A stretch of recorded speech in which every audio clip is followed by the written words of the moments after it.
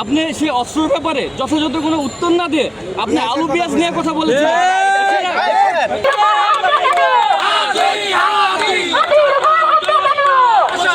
জবাব চাই, প্রশাসন জবাব চাই, প্রশাসন জবাব চাই, প্রশাসন জবাব চাই, প্রশাসন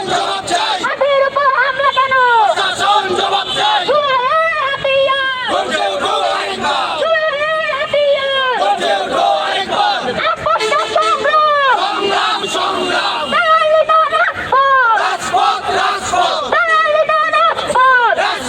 রাজপথ। ভাই এবং বোনেরা, আসসালামু আলাইকুম।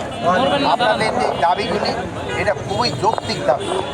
এটা যত তাড়াতাড়ি বাস্তবায়ন করা যায় এটার জন্য আমরা অলরেডি কিছু পদক্ষেপ নিয়েছি এবং কিছু পদক্ষেপের আমরা অলরেডি ডিক্লেয়ার করেছি এবং এগুলি অবশ্যই যৌক্তিক দাবি।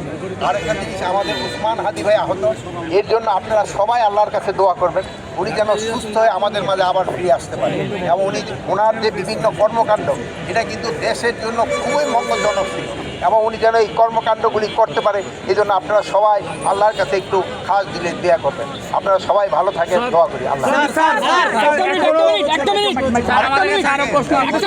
যদিও তাকে এখনো গ্রেপ্তার করা সম্ভব হয় নাই, কিন্তু তার ব্যবহৃত হাতিয়ারটা উদ্ধার করা হয়েছে এবং ওর সাথে যে আরেকজন ওই হাতিয়ার তাকে উদ্ধার করা হয়েছে, তারা আমরা অলরেডি রিমান্ডে নিচ্ছি। হয়তো আমরা এটা আস্তে আস্তে হয়তো আমরা করতে পারবো। স্যার, একটা প্রশ্ন, আপনার হাদি ভাইকে গুলি করার আগের দিন সাংবাদিকরা আপনাকে অবৈধ অস্ত্র উদ্ধারের ব্যাপারে একটা প্রশ্ন করেছিল।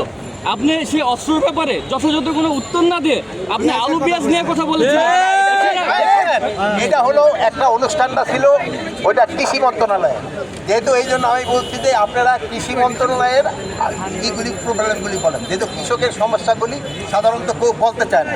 আমি বলছি যেখানে কৃষকদের ব্যাপার আলাপ হচ্ছে আপনারা কৃষকদের সমস্যাটা বলেন। আর অন্যান্য যে সময় আমরা তো কৃষিদের ক্ষেত্রে আমরা প্রতি সপ্তাহে আমরা সাংবাদিকদের প্রতি সপ্তাহে আমরা 2 বার করে স্বরাষ্ট্র মন্ত্রণালয়ে বসি। আমরা গতকাল স্বরাষ্ট্র মন্ত্রণালয়ে বসি।